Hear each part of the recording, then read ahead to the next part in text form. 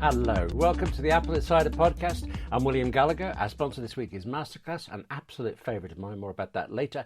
And if you've never heard this podcast before, let me tell you that, frankly, I am incredibly knowledgeable, even wise, and, oh, you'll never check, also roguishly handsome. Although if you have heard the show before, then yeah, okay, no, none of the above. And instead, I'm one of the people who was certain Apple would never rename the iPhone SE4 as the iPhone 16e. So what do I know? Fortunately, you don't only have to listen to me, because you and I have the incredibly far wiser Wesley Hilliard with me. Wes, hello. And are you just going straight out and buying an iPhone 16e? Well, I'd like to start by saying Apple did not rename the iPhone SE4 and call it the iPhone 16e. They are two separate devices. And that's actually part of a bigger discussion that I want to have here. But yes, this is a completely separate device from the SE line. And we have a lot of information that kind of shows that that's what happened internally. So very interesting little product. And no, I'm not going to buy one. I'm wondering if my mom might want one. The lack of MagSafe is annoying, but we'll get into it. We'll get into that. Can we just back up? There's a small chance I actually am knowledgeable and wise. After all, let's not go into the handsome bit. Okay, all right, thank you. If you just made all that up, then I appreciate you trying to save the day for it. But we at last have the iPhone 16e, and I think it's pretty special, actually, but necessarily because it is the cheapest. There are things it doesn't do. There are people it will not suit, and it sounds like you're one that it won't suit, and your mum might be, but your mum is very fussed about MagSafe. Oh, she has those vertical chargers in the kitchen and in her bedroom. So, so it would be, I mean, you can add a MagSafe case, but then you're dealing with the inefficiencies of Qi, like the original Qi charging, not Qi 2, 7.5 watts, slower, less efficient. But she's not going to care about any of that. As long as I can find her a pink case with a magnet in it, it'll, I think, make up the difference. But it is unfortunate the base phone doesn't have MagSafe, and there's no pink option, so she's not very happy about that.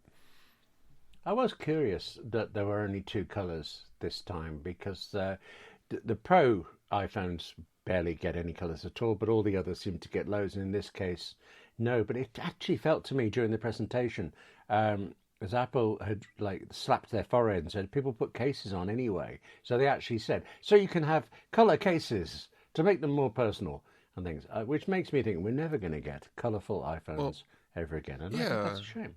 Well, if this is Apple's actual approach, and they're just like, yeah, we're releasing a black and a white phone from now on, and you just add color with accessories, then do it in the whole lineup, because otherwise you're just being silly, right? Like if only one portion of the lineup has color and the rest don't, then what are you doing? Especially this being, and the SE was different. It's a different device. Like I said, the strategy here with this device is to suggest that it is an entry iPhone 16, and maybe that just means there's less color, but it's also the market device. This is going to be the device that most people go to because of the price. And the customer loves options. They love color. We see that on Android. So that's the weirdest bump in this strategy, I think, out of everything, because otherwise the device is great. MagSafe aside, it's a good little phone, and the price meets its specs, I think. I was surprised how much iPhone there was in it, because the SE, it really its selling point was the price for it. That's why I bought a couple of them over the years for people and things. This felt like the iPhone SE was always like a cut down compromise. It'll get you on to iOS if you.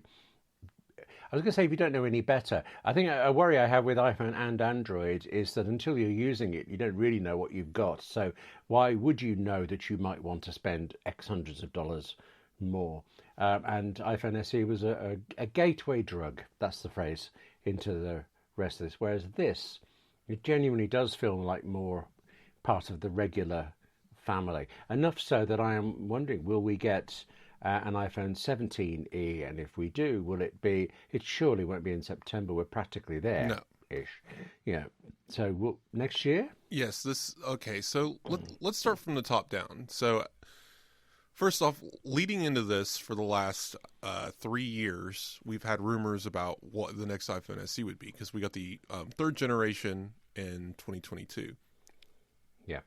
We continuously, the next budget model will have these details. At first, it was an iPhone XR design, and it would just be this. It would continue the tradition of being as cheap as possible, $429 entry point for this generation. Did you remember Apple's cheapest smartphone? You mean cheaper? Oh, wait a minute. Do you count the Motorola Rocker? No, and I honestly couldn't tell you how much that was. It could have cost $1,000. I wouldn't be able to tell you. No, the iPhone 5C. Do you remember its price tag?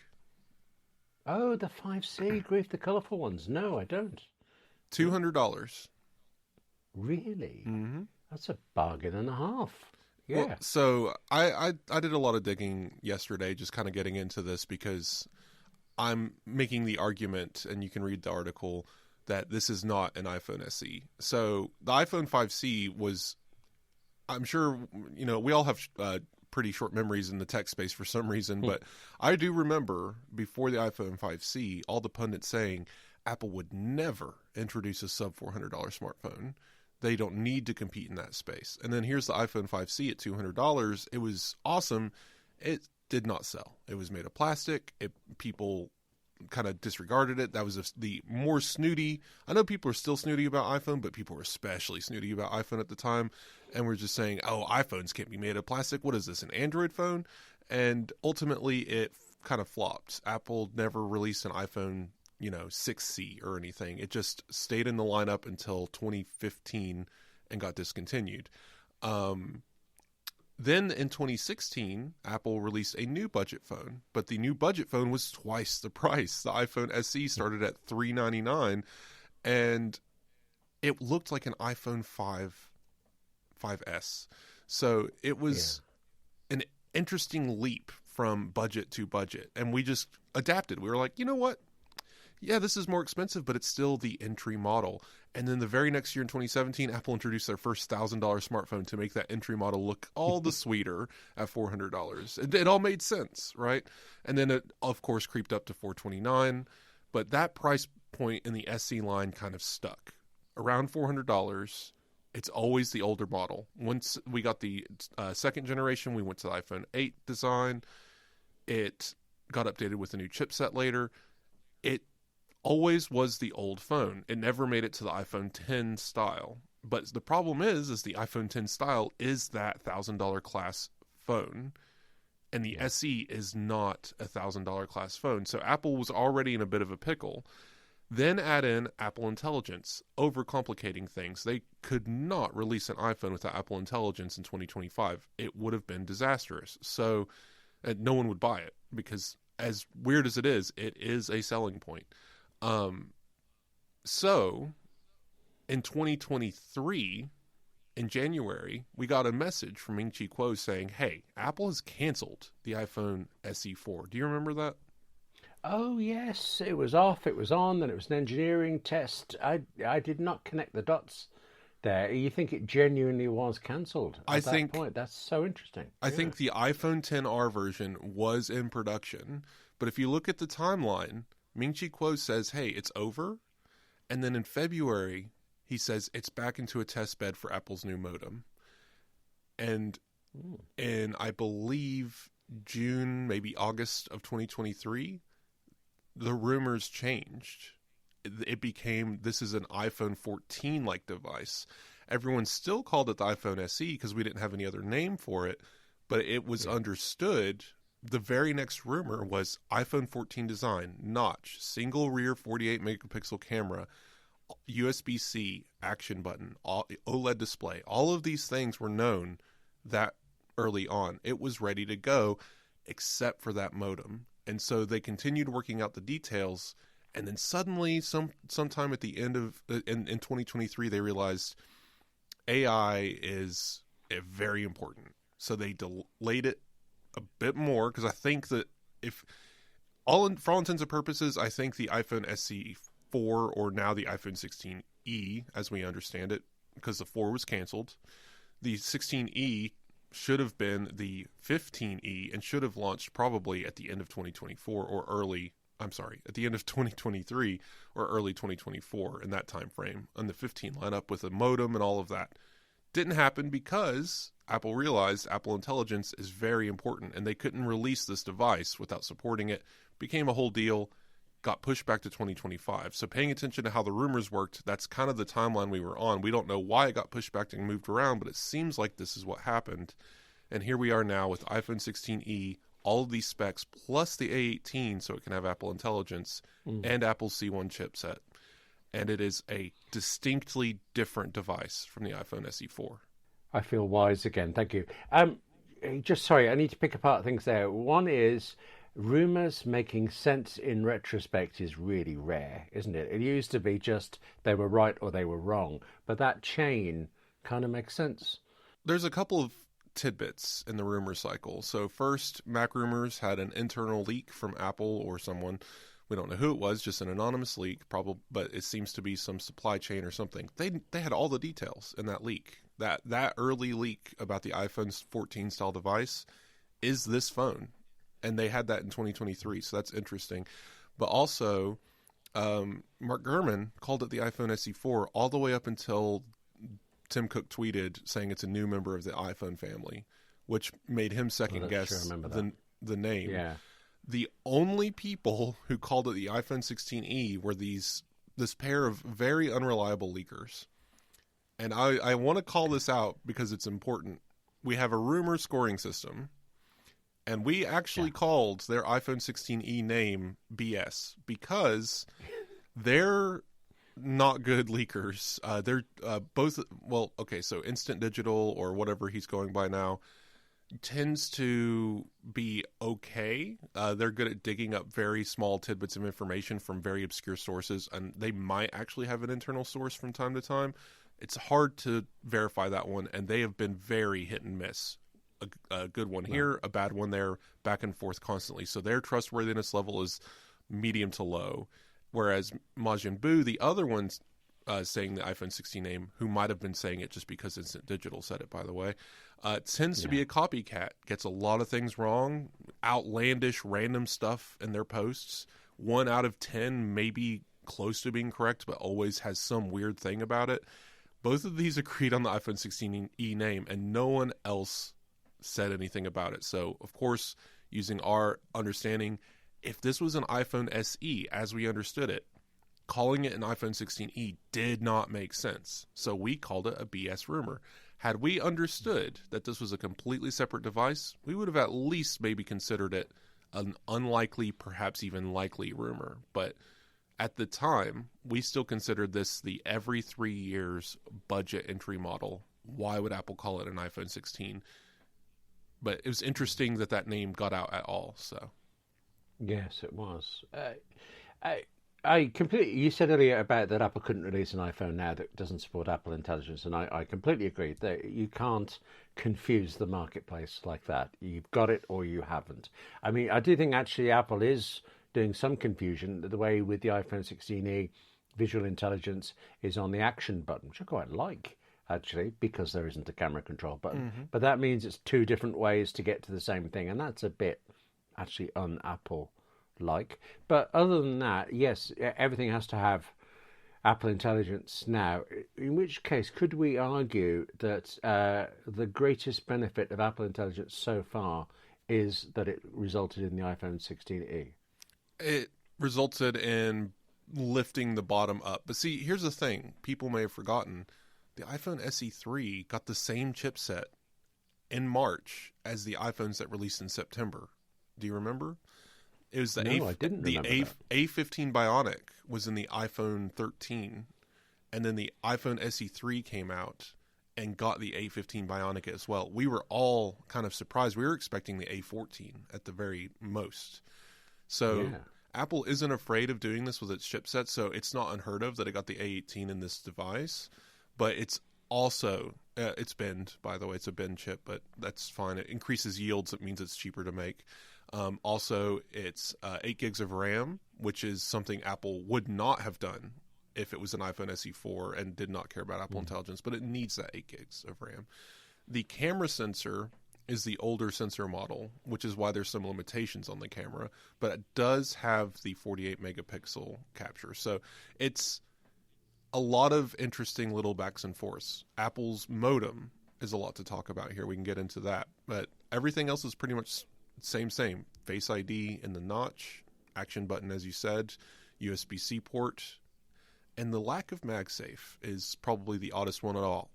Mostly for space. They added a larger battery because they wanted this to be a hefty battery device, but they couldn't have shaved a millimeter for MagSafe's magnets. I'm not sure why that decision was made.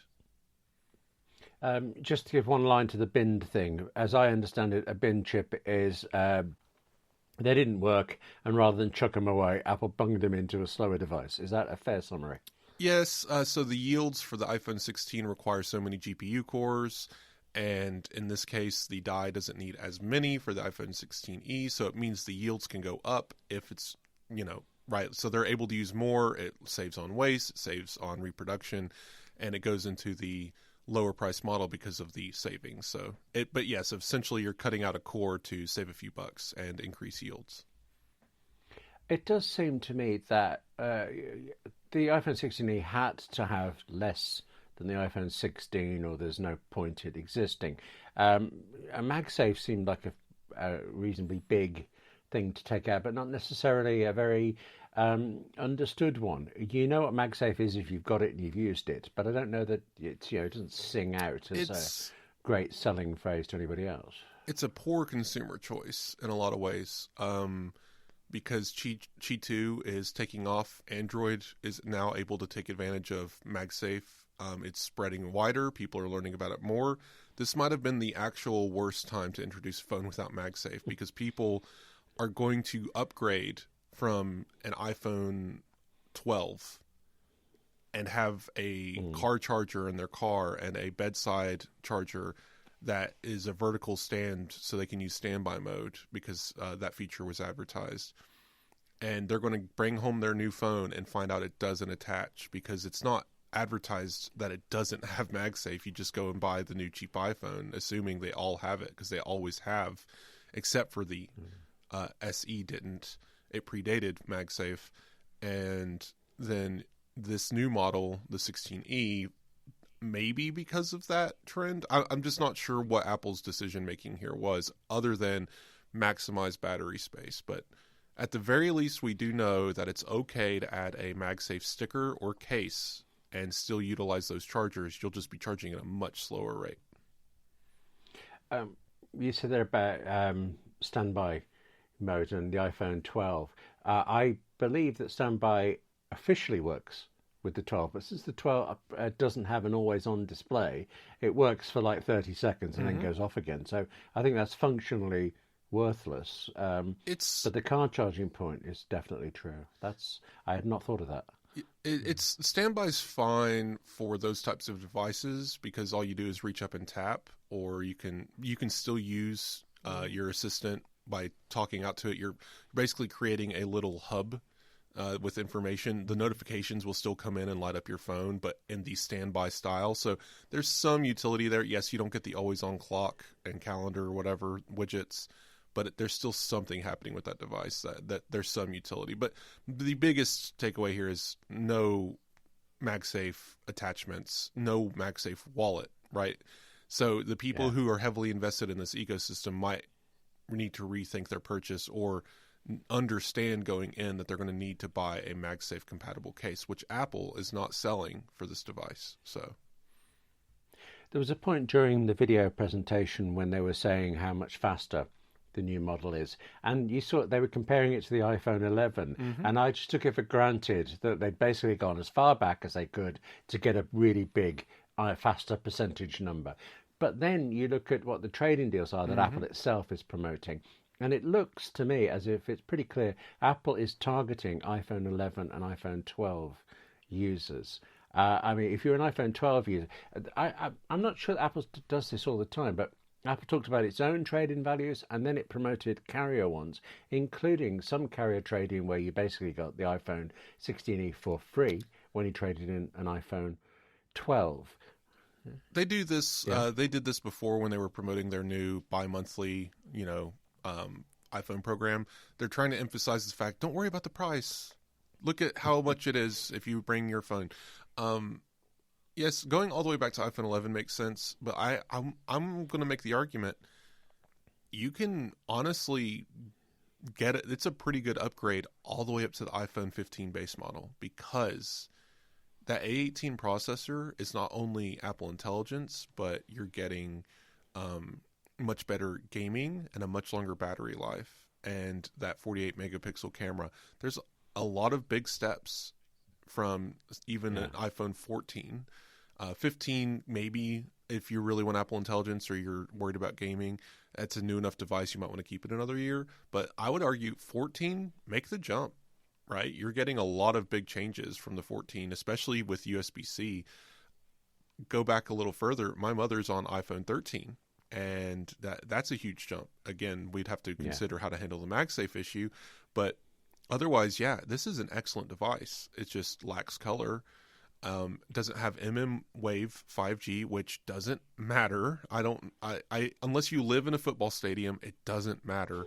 At a football stadium in America, by the way.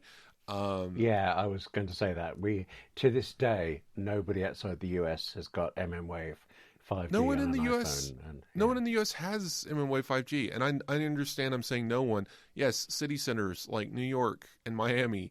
If you go to a highly profitable town park or football stadium or public space, and you're an eye line of sight of a antenna for Wave, then you get slightly faster speeds. But if you're in a stadium with 40,000 people, it still doesn't matter. It probably does help a little bit with congestion, but it really is such a niche use case and at such few locations that it affects so few people that I guarantee you no one even knows it exists outside of the tech sphere. So it's just such a non-problem. I know people are going to complain about it, just like they're going to complain about it not being 90 hertz or whatever. It doesn't matter. But I do think Apple's C2 modem or whatever will support Wave. So they're going to bring it back, and they'll probably have it in future iPhones.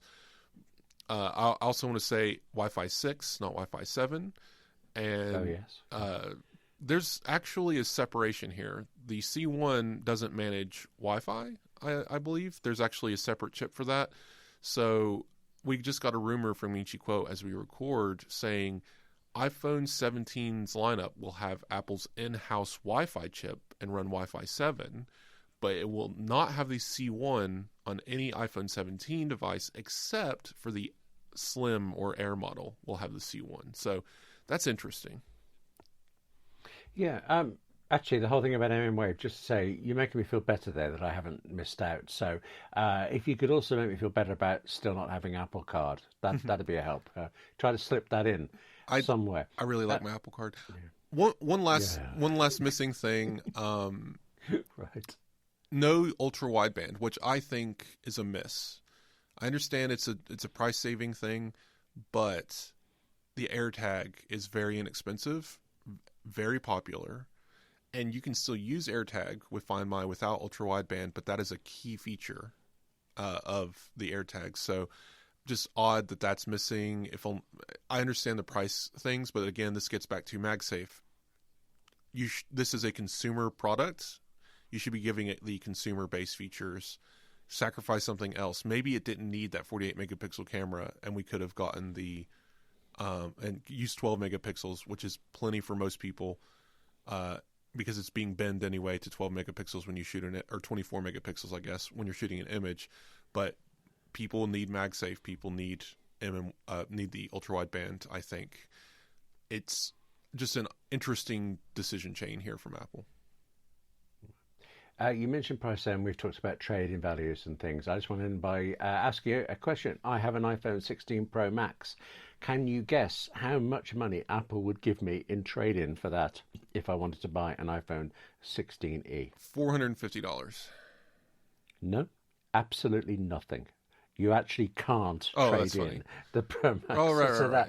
But I did look it up just to say. I thought, would they give me money back, all that stuff? But no, no, no. Thinking though of things that I thought were possible and then turn out not to be. We had a roller coaster, a very short roller coaster ride this week with something totally different with Netflix.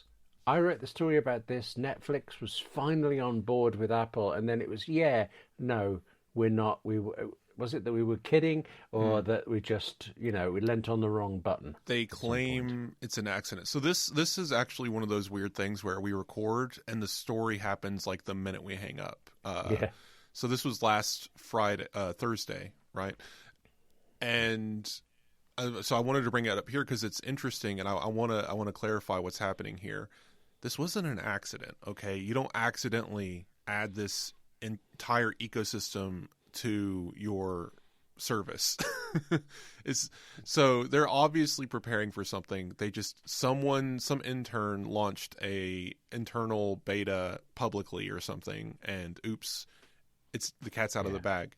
What do you think of this whole situation? Well, it didn't work for me and I assume that was because I was in the UK, but I know it actually worked for you, or at least part of it. You got the sign-up things, what's the word, integrate for it. So I believed it was coming, and I wondered whether that meant, was that the last thing I leave Apple TV to go for? I remember when Apple tvOS, when it switched from having a homepage to defaulting to the TV app, and I just really didn't like that because I was spending a lot of time in other apps, and I realized over time I'm doing that less and less. This could have been the last thing, and it isn't. So given that at the moment I'm not watching any Netflix and I'm wondering why I'm paying for it, it was less of a big deal than I thought it might have been.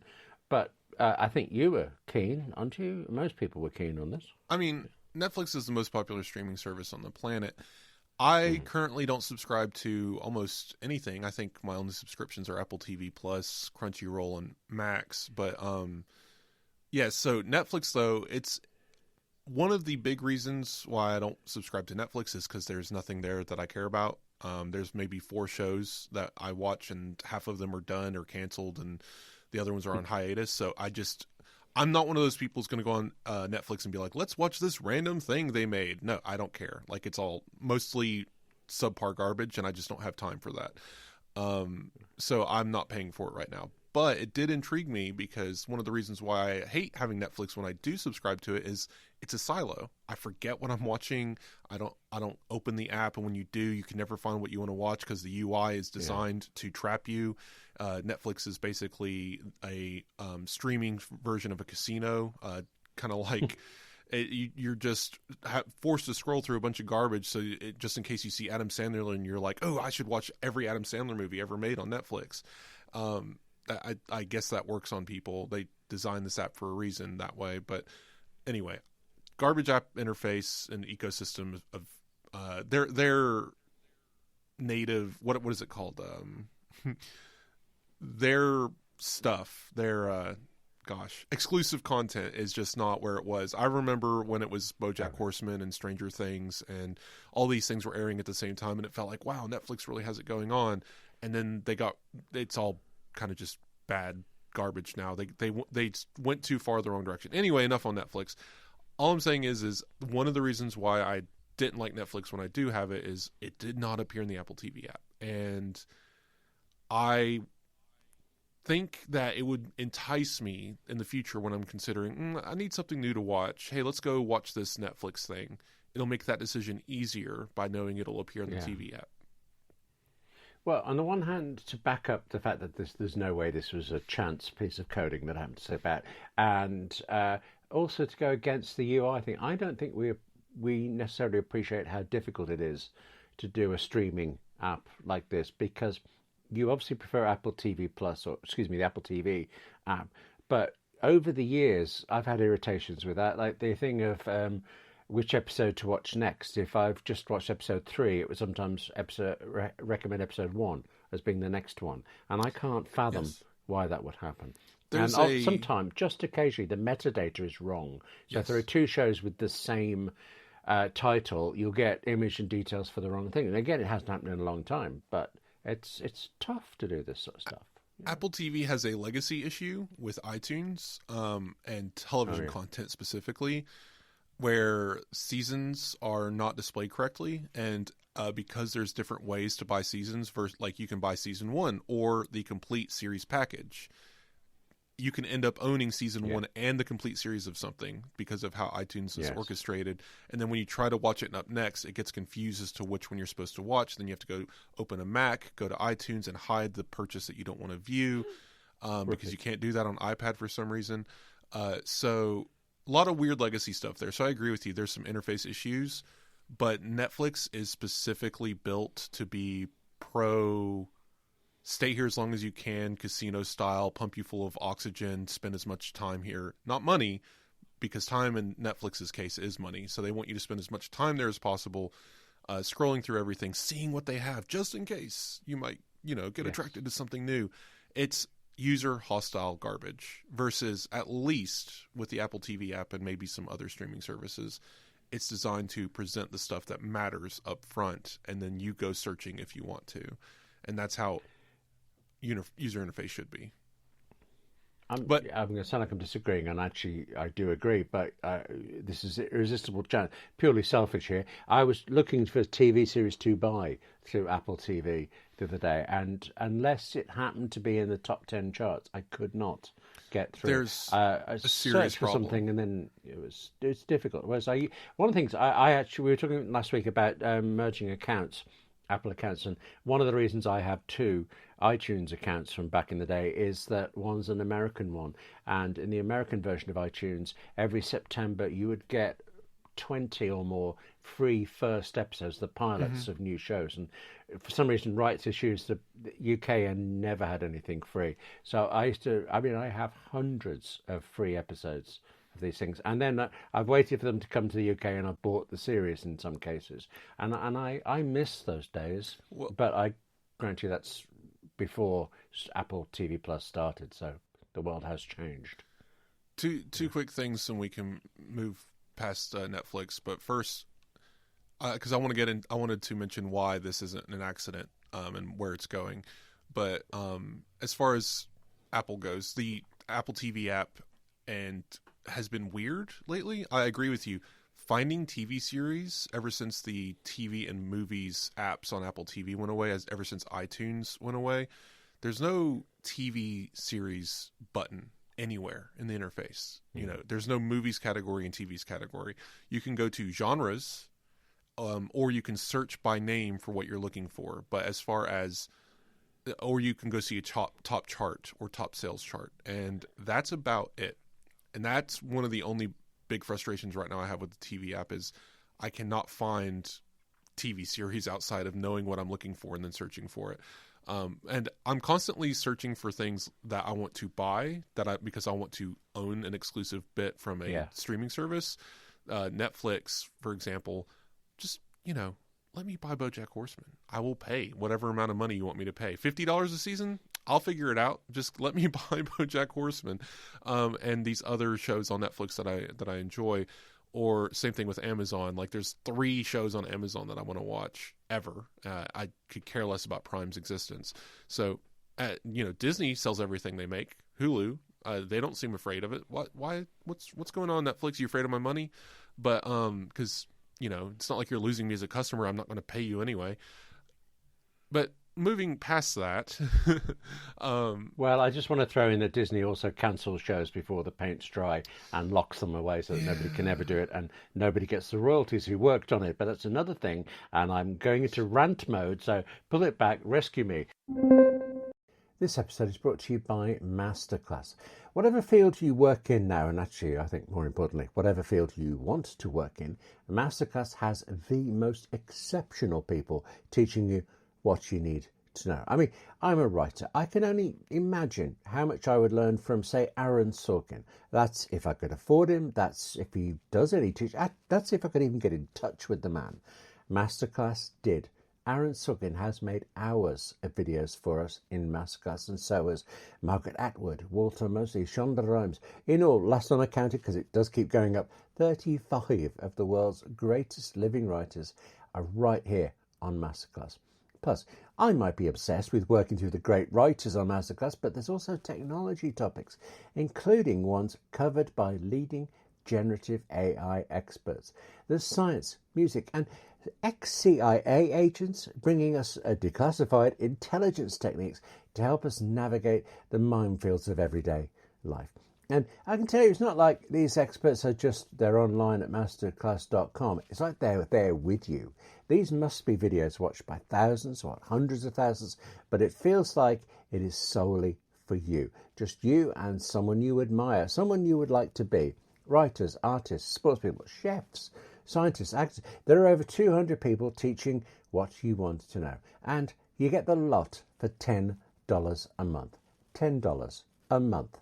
In any other way, $10 would not get you a single second with any of these people. They are so busy. But instead, $10 gets you hours and hours with them. One thing I found actually is it also pays to just look around practically randomly. Like I say, I'm a writer, but I think I've actually learned, certainly I deeply enjoyed the most from Jodie Foster's masterclass on directing films. It's not like I plan to direct major motion pictures, but she is so interesting about it, so frank about how it's done, and also how directors work with writers and actors. Jodie Foster is simply riveting, and all of Masterclass's teachers are the absolute best in their fields.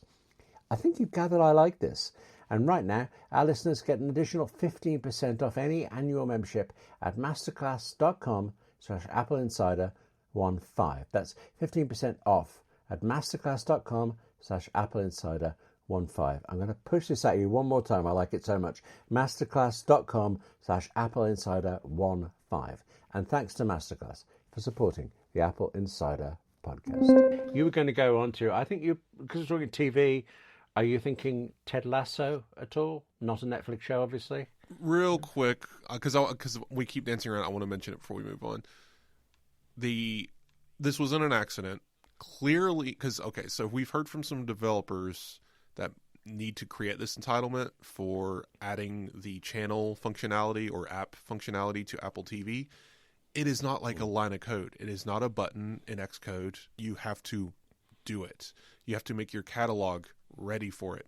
It is a lot of work. Netflix wouldn't just do this by accident.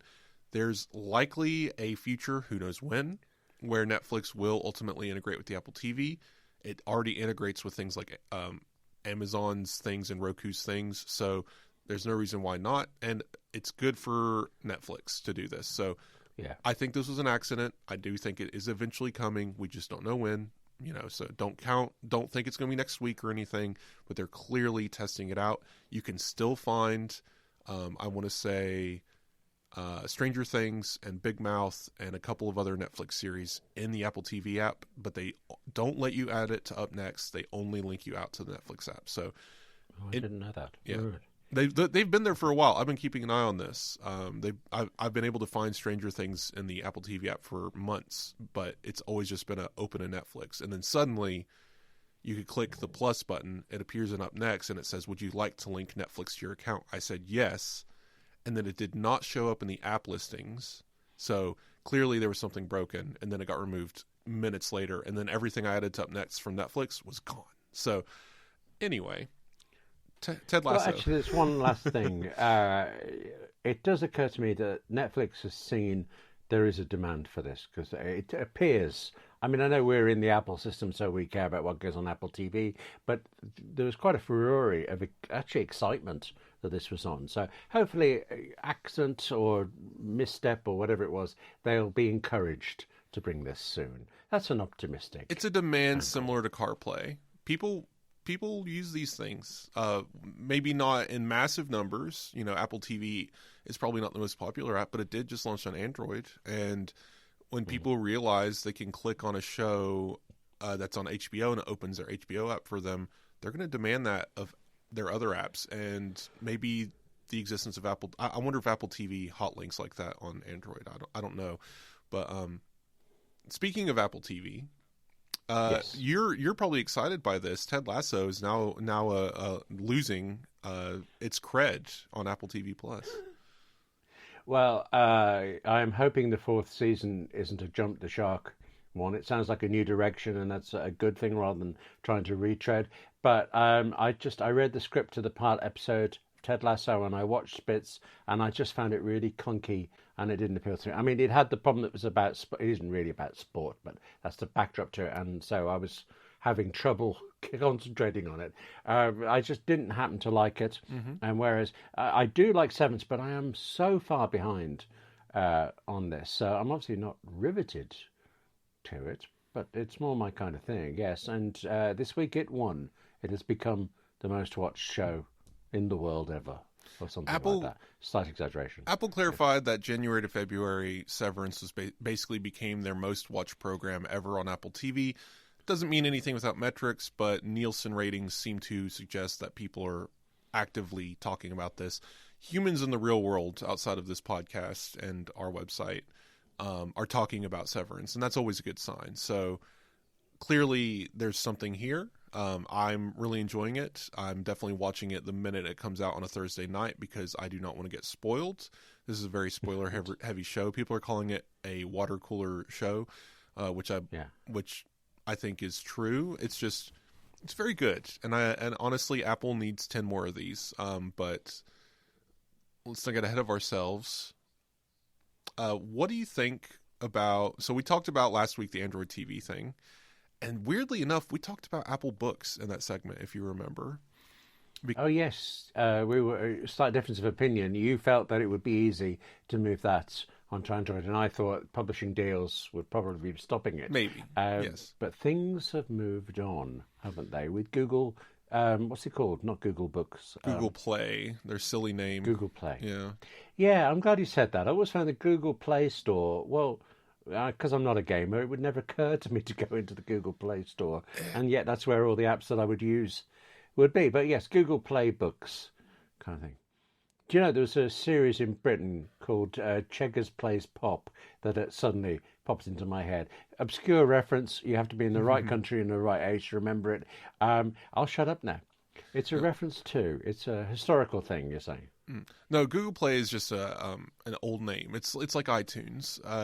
It's from another time, and honestly, Google should move on from it. I mean, they changed their name to Alphabet to avoid being associated with a bunch of terrible decisions they were making, and allegedly. Well, okay, allegedly, but I mean, come on, guys. Do we forget these things? There's a reason why Alphabet exists. Anyway, Google Play Books, Google Play in general is from way back at the beginnings of their storefront and everything, but it probably due for an update. App Store was so nice. I mean, App Store was so good. Apps was such a good name that Apple sued Applebee's because they called their apps appetizers apps as well, and Apple's like, no, you can't have our name. Whereas Google Play doesn't tell you anything. I'm not sure. But anyway, Google critique over Google Play Books is an app that's available on iPhone, and people are asking, why would you use this if you're on iPhone? Go use Kindle or Apple Books. Well, believe it or not, there are people who probably owned an Android phone for years, probably saw there was a Books app because it's default installed, probably bought some books and wants to be able to read them on their iPhone. Shocker.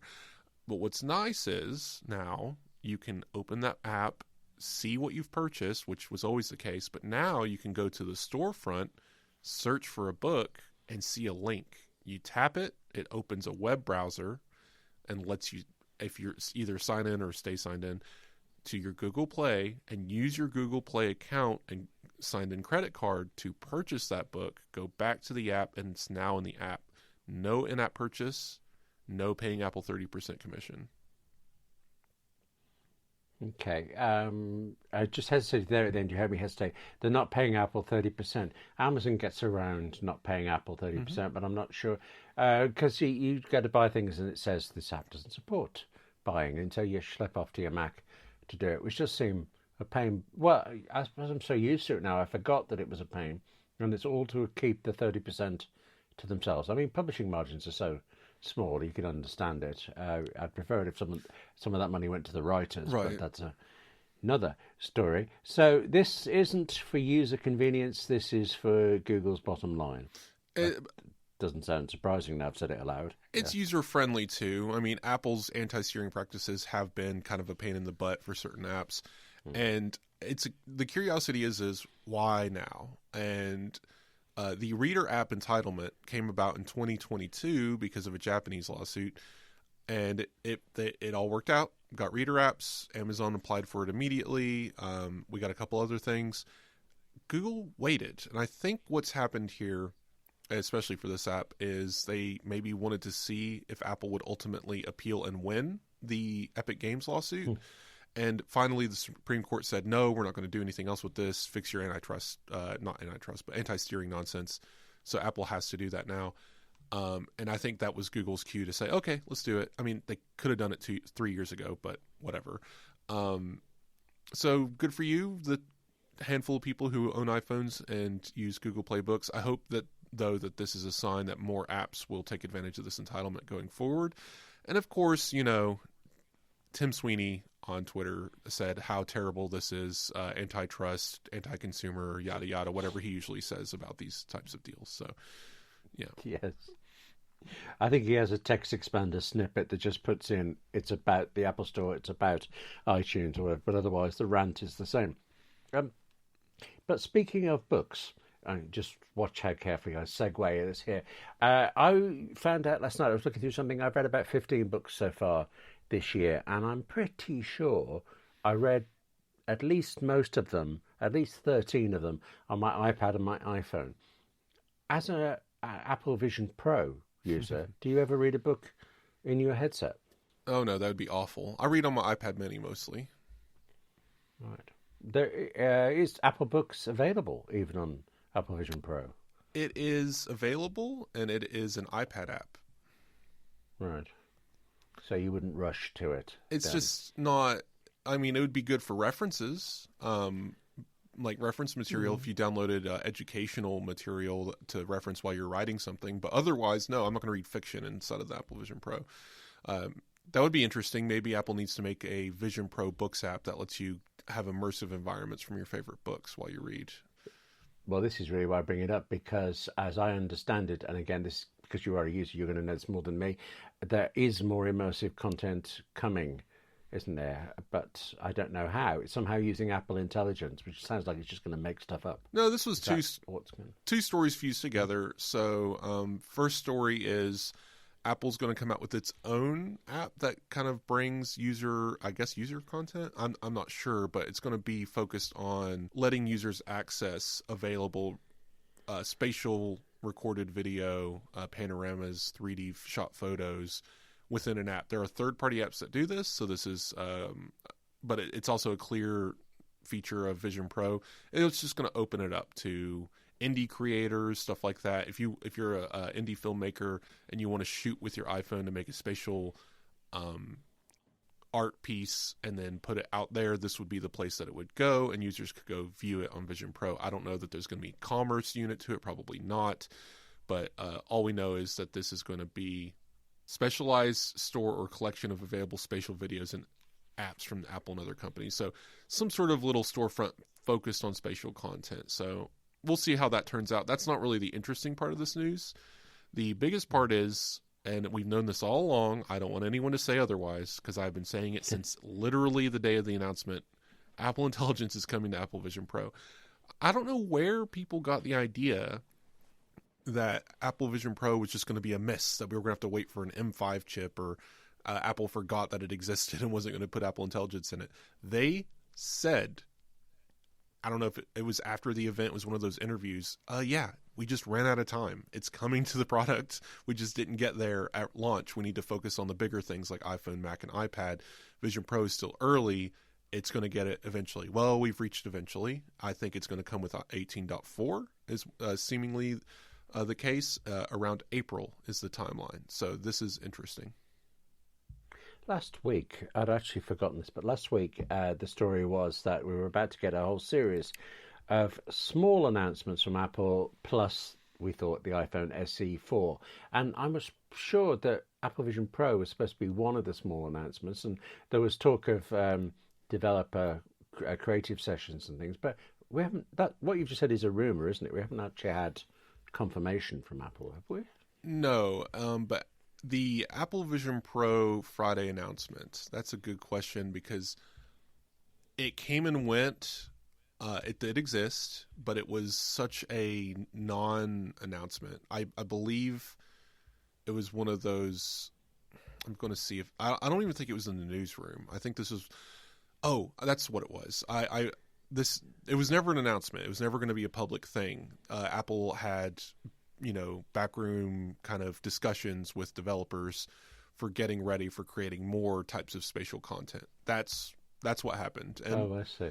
That's all that happened. Because Gurman even said when he made that statement that it was going to be kind of something was going to be said in meetings on Friday, but it was never supposed to be like an outright. It could have been, but we didn't know. But if it was going to be an outright announcement or not. So there was no true Apple announcement about Vision Pro this week. Just they're getting developers to make some stuff. I've realized actually I'm losing interest in Apple Vision Pro. I mean, I do think it's incredible, and you're very persuasive about it. But for some reason, whenever we talk about it, and there's also iPad news, I'm just drawn straight to the iPad. And actually, this week, there is iPad news, but it's like another set of rumors that just contradict previous rumors, isn't it? That the M5 processor will not go into the iPad Pro first; that it will be in a MacBook Pro. Is there anything to back that up? Or all right, so not to go after Gurman or anything. So Gurman has really interesting sources that clearly has some attachment to Apple somewhere and has some strong accuracy. So yeah, nothing against Gurman on this one, but when it comes to his timetables, I think either Apple shifts a lot and he's getting old data. There's something weird here because his timetables are almost always incorrect in some way. He does get some dates right, but usually when they're 2 weeks out, not 2 months out, right? So his wider rumor scale as of like November of last year was first things first, M4 MacBook Air right out of the year, iPhone SE4, iPad and iPad Air, and then iPad Pro with M5, and then M5 MacBook Pros. Well, now that's all been turned on its head since the beginning of the year. None of that has actually happened, and it throws a lot of it into question. I didn't want to spend long on this one because we have a few more things to cover, but sure. Really quickly, iPhone 16e, not iPhone SE, but regardless, the entry model iPhone was first, unless you want to count the Beats that came out a couple weeks ago. And then the MacBook Air is still nowhere to be seen, probably March-ish, if not early April. That doesn't leave much time for iPad Air before WWDC. Could still happen, still questionable. I'm still kind of skeptical about the M4 coming to iPad Air so soon. Almost no word about the budget iPad. It's going to be a minor update, but nobody's talking about it. And the M5, this is where we're getting at with this rumor. MacBook Pro is going to get M5 first. So MacBook Pro isn't due, and it could be a WWDC thing, but when did we get the M4 MacBook Pros? Was that last fall? Yes, it was. So well after WWDC. Yeah, it would be too short a cycle. This is where it's getting interesting. I don't think Apple's going to short cycle MacBook Pro just to put an M5 in it. So this could be a fall, if not October, November timeframe. So where does the iPad Pro fit in this? Unless they do the iPad Pro and MacBook Pro at the same time, but it's unnecessary. So go back, 25 podcasts when I said there's likely not going to be an M5 iPad Pro in 2025. It didn't sound right, but hey, I could still be proven wrong, but I'm still skeptical in the M4 iPad Air, and I'm still skeptical in the M5 iPad Pro in 2025. Now, if an M4 iPad Air does pop up in these next couple of months, there's still that indicates there's a solid chance in M5 iPad Pro before the end of the year, but we'll see. It's just the schedule's getting shifted around, and we're not really hearing a lot about any of these later devices other than from Gurman, and yeah, we'll see. I'm going to say that since the moment I realised I was so wrong about the naming of iPhone 16e, I've decided to believe all rumours and act on them in some financial way. I didn't think that through there, but yeah. So iPhone 16e, it certainly caps the iPhone 16 range. Let's just That's all old news now. A couple of days in, all old news. The iPhone 17. We now know what it looks like, or at least that's what people are telling us, and I believe them, but you don't. Well, quickly again, because there's not much here. I have a lot of text in our notes if you see it, but it's mostly to say I don't trust this. Now, again, I could be wrong. I was incorrect about the iPhone 16e naming because we assumed it was an iPhone SE, right? So we might be missing a piece of the puzzle here. If Apple has a reason for this bar, if people have seen this image, it'll probably be our image for this chapter. The iPhone camera bump is now a wide bar that covers the entire upper back of the phone. If Apple has a reason for this, then fine, go for it. The entire thing's a LiDAR scanner. I don't know, but if there's a purpose for it, and I don't think it's space. The reason has to be beyond space for a battery or something. There's already enough space in the phone. Yes, we could always use more space, but I don't think Apple's going to add a humpback to the phone to do that. So there is a chance that this is real. I'm not going to completely discount it, but considering the source, so this is where it gets interesting. I did some digging. So John Prosser released one of his fake. One is not fake, but they do these fake keynotes. But in this case, I think it was just those hilarious videos. Yeah. Okay, I know the sort you mean. I think they're working on that. But he has a new 3D designer. He likes hiring these young designers, which is great. Gets their name out there, and they do a great job. But he has this new designer, and he has this video where he says, with full confidence, full John Prosser shave your eyebrows confidence, of this is what the iPhone 17 Pro looks like. And it is a big fat bar with a triangle camera layout. Now, taking it back, we saw that image before this video came out. So in this case, this is not an exclusive leak from Prosser. He's just confirming it. We actually saw this before, and I had to dig around in Weibo leaks and with what's his name? Majin Buu. Majin Buu shared this image, and then I traced that back even further to, I believe, Instant Digital or one of those. So yes, we've seen this actual style before. So this did not originate with Prosser. So I want to make sure everyone understands that Prosser did not invent this design. But what he's saying is he's seen it from some source and is confirming that this is the design. Prosser has done this before. He said he saw the iPhone 14 days after the iPhone 13 came out and said it looked like an iPhone 5 with flat sides and round buttons. Did not happen. He held on to that rumor hard for an entire year. Did not happen. He said he saw an Apple Watch with flat sides. Did not happen. Was shocked. Had to shave his eyebrows about this rumor. So I'm not saying John Prosser is wrong about this, but functionally, why does it exist? The source predates Prosser, so he's not an exclusive leaker here. So maybe there's something to it that other people are talking about it. Maybe he wanted to piggyback and wanted to get in on this. But he's saying specifically this long bar with 3 cameras across the top, ... in a line, not the thing, which honestly, camera bar regardless, I honestly think isn't going to happen. I wouldn't be surprised if the iPhone comes out this fall and it looks like this iPhone with a few little tweaks. So it sounds to me like what we're saying is probably not, but could be, but still nonetheless, you don't have to watch the video. Yes. I quite like that works. Yes. Yeah. I wouldn't. Yeah. The thing is let's wait for more credible sources. Majin Buu and John Prosser are not exactly the ones I would go to for this information. Now, if Ming-Chi Kuo starts talking about this in a very specific way, or even Mark Gurman, I would start pricking up my ears a little bit. Let's take it for a grain of salt for now, and we'll come back to this later. I just wanted to point out this isn't a Prosser exclusive. I don't think he claimed it to be, but people treat it that way. And this is very questionable at best. And this could be one of those weird things where a design is in Apple's labs that looks like this, but they could scrap it all at the last minute and it'll just look like a regular iPhone. So we'll see. How about this then? I've been kind of reluctant about this, but this is not rumor. This is fact. It's just depressing. About the Humane AI Pin.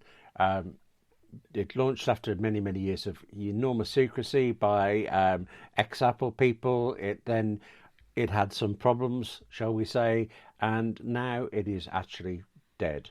As of the end of this month, if you have a Humane AI Pin, well, you've got some very heavy jewellery. That's all you've got. Unless you bought in the last 90 days, in which case you can get a refund. But everybody else, you're out $700 plus a monthly subscription of $24, $25. So that could be, I'll try to do the math since it came out. Yeah, a couple of $100 you could have spent on this. And as of, I think it's 12 noon Pacific on February the 28th, it's dead. You know, people talk about e-waste with Apple a lot, and then things like this happen. $116 million sold to HP. Do you know what the Humane team that remains that wasn't let go as a result of this acquisition, do you know what they're doing? No. They're going to be working... Having a party, no? They're going to be working to add AI to HP printers. That's their new job. They went from revolutionizing the world. They went from Apple, and then they went to Humane. And then they went to revolutionizing the world with the future of projection from your chest, to adding new ways to get alerts about your toner that's proprietary for HP. And $116 million is not, what was the valuation? Something like $20 billion? I know. Once they clearly decided, practically an hour after launch, that this isn't working, they tried to get sold. The rumor is they were shopping around trying to get between 700 million and a billion for the company and their rights. So 116 odd is a little bit low. Needless to say, the investors did not get their money back. Do you know, I actually hadn't thought about the investors, and they did do several rounds of investment. They did get a lot of money in that way. The two people who formed it, and I've blanked on the names, of course, but they were very interesting when they were at Apple. All of this stuff sounded like it was going to be so good. I admit I was intrigued by the mystery for several years. And then you see it at Paris Fashion Week, because obviously I'm a regular at Paris Fashion Week. Look at the way I dress. And it looks good. And then it sounds like it's going to be good. And you get that demo of the projection onto your hand of the controls and things. And it all looks actually like this could be new and good and different. And then it didn't quite work. And then the charging case had an overheating problem. And then you realise it magnetically fits to your clothes the way a lot of wireless mics do, but wireless mics are light and this isn't. So a thin shirt, a thin blouse would just actually be tugged stretch down your material. By it. Well, William... And just over and over. But I'm afraid the end for me, apart from the fact that I didn't buy one and it is over, the real end for me was I read the message that the company put out. And they thanked everybody for being so nice as to buy one, basically. And then the last thing was they signed off saying, warnly, the Humane team. And I thought, you've just told people they've wasted their money and a lot of it, and tough luck. You can still... Warmly was it. You can still check your battery level on your device, and that's about it. Everything else stopped working. It is a glorified paperweight with a battery in it that will eventually melt and die. But, you know, you'd say it's beautiful. I mean, Johnny Ive could design a plunger that was beautiful. It's one of those things where design is how it works. And this thing was a pile of hot garbage from the beginning. So just saying, projecting things onto my hand. Come on. I have an Apple Watch. This is stupid. Just saying. It was a poor conceit from the beginning.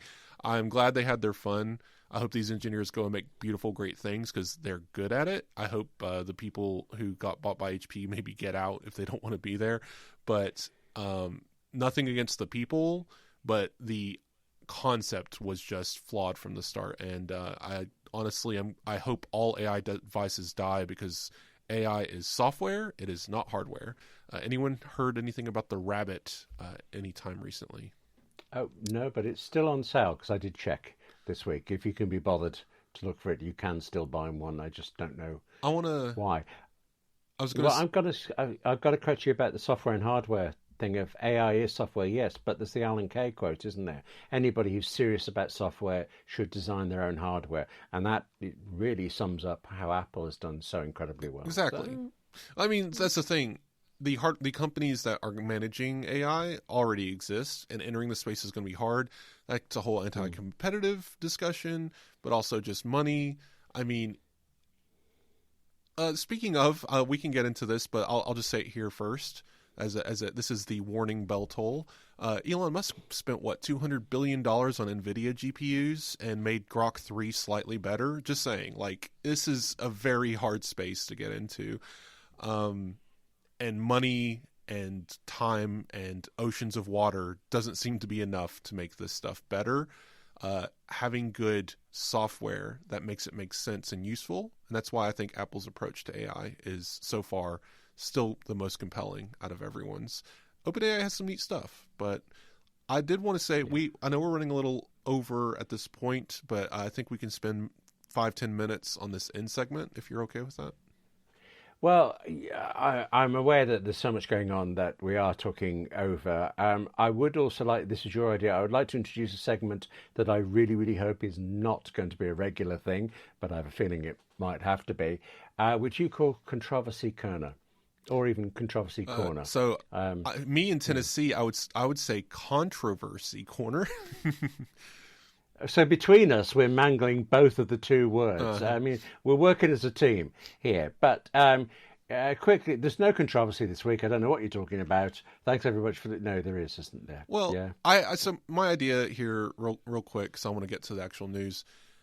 We're not trying to, pander anyone or fix anything or change the show or whatever. But because we want to report the news, we want to report what's happening, and sometimes Apple is involved in things that are controversial. Politically, morally, whatever. Things with China, things with the United States, the EU. So, and people have their complaints, rightfully so. It's not fun hearing this stuff, and maybe you don't come to the show to hear certain things. So we decided we're not changing anything about the show. We're going to still talk about this stuff, but we're going to kind of try to pack it up in a neat little segment. So if you really don't want to hear it, and you don't want to hear what I have to say or what William has to say on these topics, and you prefer go read about it yourself in your own time, you can just say next chapter and you're past it. So just saying, that's what's happening here. We're not holding back. We're still doing the same things we've been doing, and we've been getting a couple of nasty reviews for, but hey, that's the world we live in. But just saying, if in the future, if there is some controversy in Apple world and we need to talk about it, we'll pack it in here. We'll mention it at the start. Hey, this is the controversial segment. The chapter will likely be labeled as such, and you can move past it if you really need to. Because, I'm not here to judge. This is overwhelming. There's a lot going on in the world that maybe you're hearing about from other sources, and you don't want to have to hear it from us too. That is totally fine. And so we're giving you the ability. Wes, you're just making me more and more worried now. I'm trying to brace myself. It's not that bad this coming. Week. It's actually pretty. Okay. There's a little bit of weirdness this week, but it's not that bad. Okay, so what have we got? All right, so sound the alarm. So moving in. First, I wanted to point out just real quick. We don't have to get into a whole thing. There's a article a couple weeks ago I wrote about Apple coming back to X to advertise, and I postulated, well, clearly Apple has to. We had seen up to that point that Elon Musk is not afraid of lawsuits. He was actually suing several advertising companies because he claimed that they were violating some sort of free speech, censoring right-leaning people by not advertising on their platform, something like that. And so he was happy to take them to court over the matter of advertising on his platform. So it made it clear that it seemed maybe he was going to be threatening legal action to these large companies like Apple. Well, him by himself, who cares? But him working as the right-hand man of the president, different story.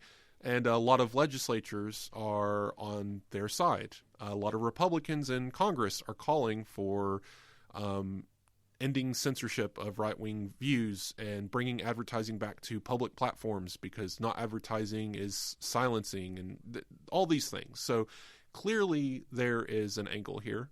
And there's a story this week from the Wall Street Journal. We may or may not have the link in the show notes. It's you'd have to pay to get in anywhere, have Apple News Plus.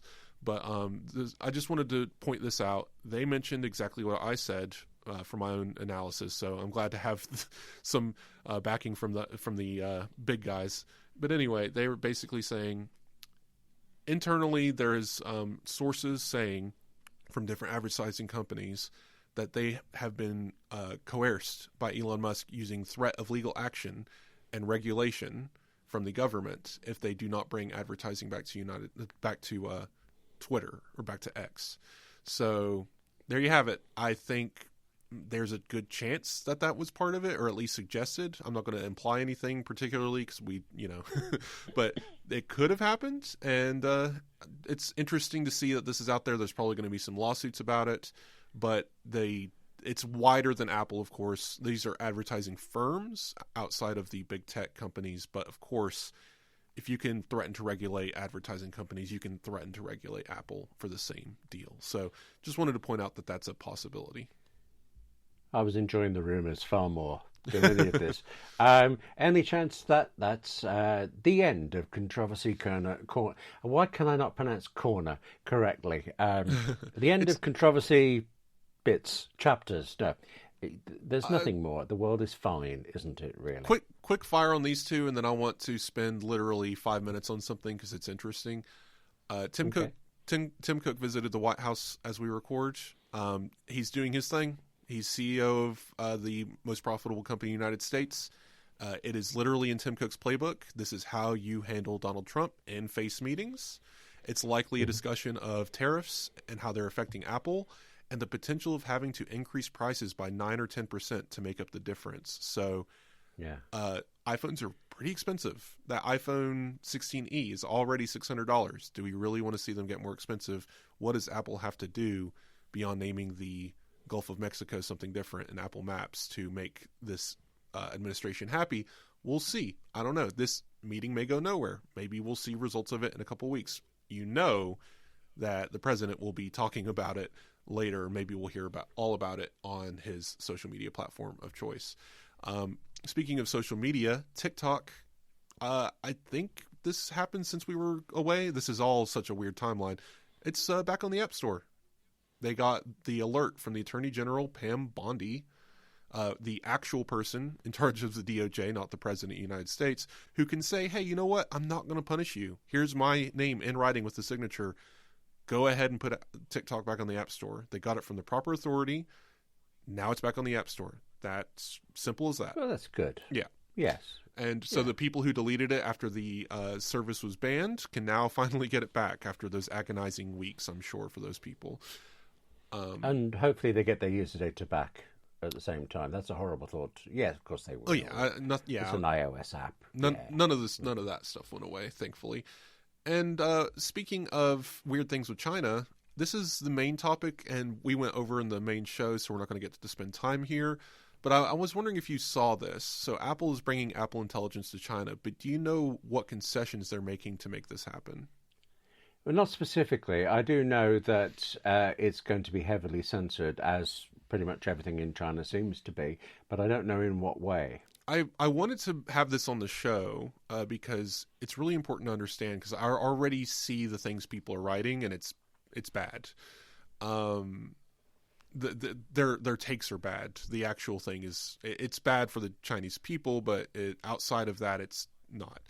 Apple Intelligence is not being touched by the Chinese government. Nothing is changing about how Apple Intelligence works. It's all the same systems on iPhone. It's all the same private cloud compute servers. Everything is the same. You just don't get OpenAI or Google in China.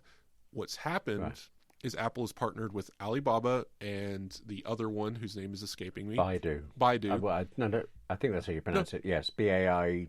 Yeah. Baidu's correct. I just forgot the name. So Baidu's China's Google equivalent, and Alibaba is just a AI beast. Think of it kind of an open AI, but with a lot of technology stuff going on. Anyway, they've partnered with Alibaba to run a service. So Apple Intelligence is coming to China. It's going to work the same way on the iPhone.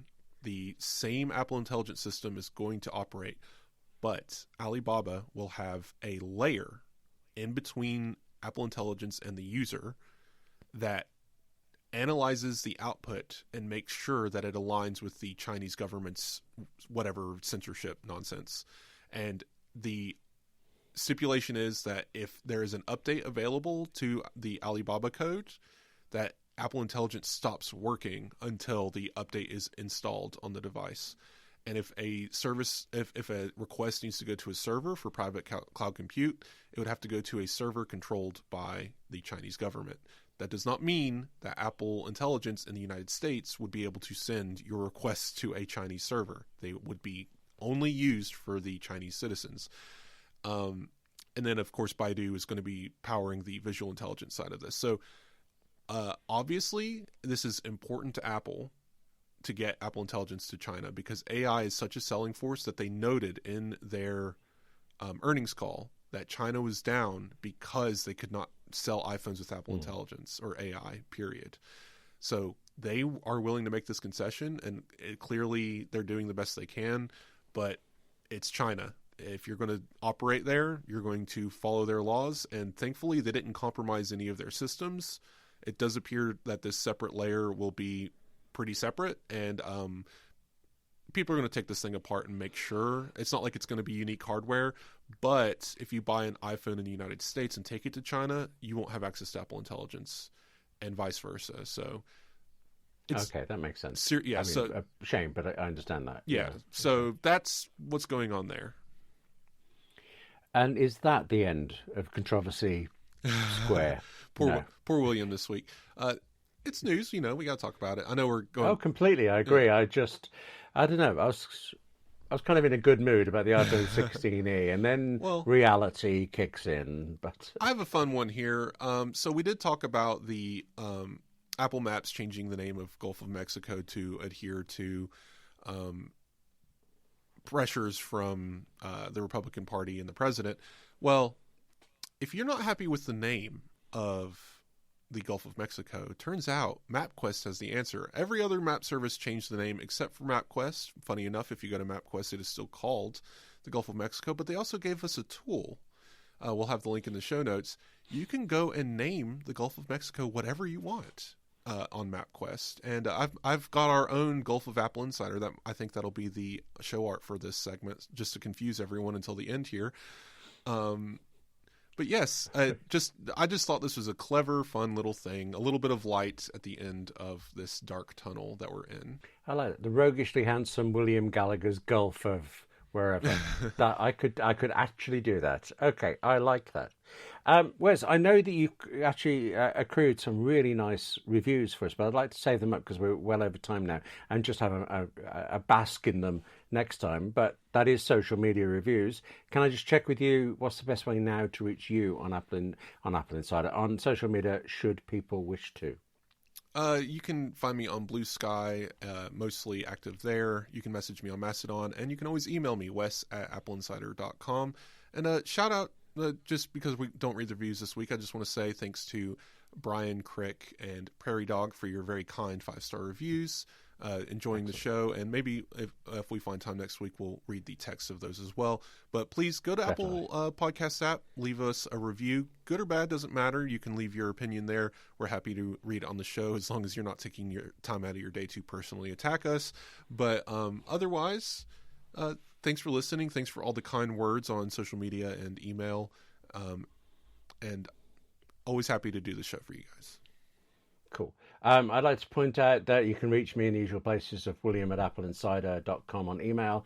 I had some nice emails there, which I'm a bit behind on, sorry. And also on 58 Keys, my YouTube channel, which for some reason this week is gaining hundreds and hundreds of people. It's very nice watching that number going up. It doesn't matter to anybody but me, but it's still nice to see it. Yes, I'm number obsessed. I count numbers. There we go. But speaking of counting numbers, if you are among the number, look what I did there again, another segue. If you are among the number of people who are subscribers to Apple Insider Plus, well, then just hang around for a few moments because we have a special segment for you. We didn't say this earlier, and I meant to. Apple Insider Plus is the extended, ad-free version of this podcast, and in the extended part, we talk so much about the news during the main show, we step away into things that I suppose they are still news-related. It's still obviously Apple-related, but the point is we're all in this ecosystem. We're all using it. We're all liking it mostly. We're disliking other bits of it. Apple Insider Plus is where we can vent in some ways, where we can find out more, where we can just relax a little bit and discuss things that matter to us in this world. You can join us on Apple Insider Plus through Apple Podcast subscriptions or through Patreon. There's always details in the show notes, and it would be a great treat to have you join us. But in the meantime, thank you very much, Wes. Thank you also to our sponsor, Masterclass, and thank you to listening to. We'll talk to you next time. Talk then.